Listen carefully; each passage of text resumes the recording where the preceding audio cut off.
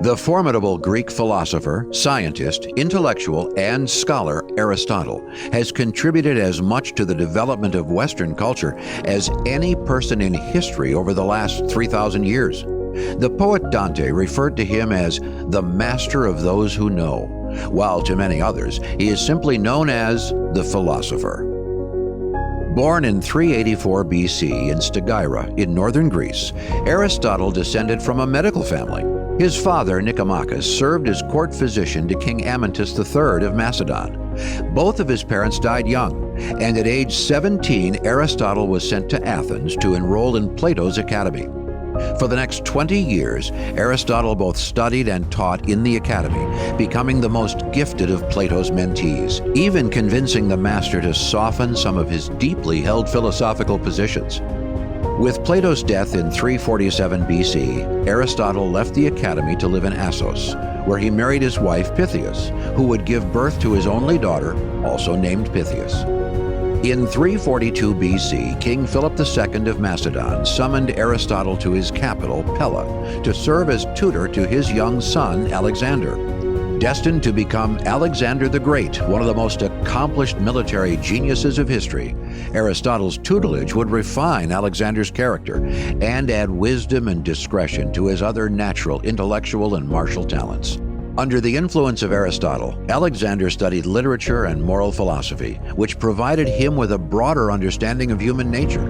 His desire to cultivate virtue was so intense that he even slept with a copy of the Iliad under his pillow. So important was Aristotle's teaching that Alexander brought the philosopher with him on his military campaigns. But a single student, even one as impressive as Alexander, was not enough to exhaust the knowledge contained within Aristotle.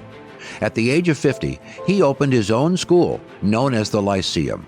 Complete with a library, this philosophical school brought together research students like himself called Peripatetics, which means those given to walking about. The name was derived from Aristotle's habit of pacing during his lectures.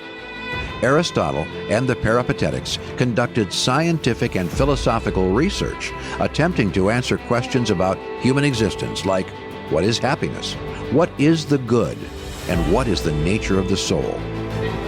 In the Nicomachean Ethics, named after his son Nicomachus, Aristotle lists 12 primary virtues that must be practiced actively in order to be fully realized in human behavior. For Aristotle, the highest virtues are moral and intellectual, and those who lack virtue are unfortunate.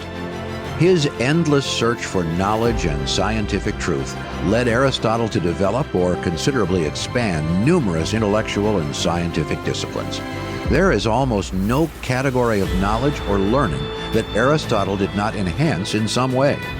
Some of his most important and consistent work was formulating knowledge and arguments about the soul, which he argued separated living things from non-living things, and which dictated the higher capacities that distinguished human beings from other animals. After the death of his former student, Alexander the Great, in 323 BC, Aristotle was forced to flee Athens amid rising anti-Macedonian sentiment. Within a year, Aristotle would fall ill and die of an unexplained digestive complaint. Aristotle's soul may have left his earthly body 2,400 years ago, but his teachings, experiments, and intellectual achievements have endured to this day and helped set the foundations of Western thought and science. In his own words, he understood that the greatest virtues are those which are most useful to other persons.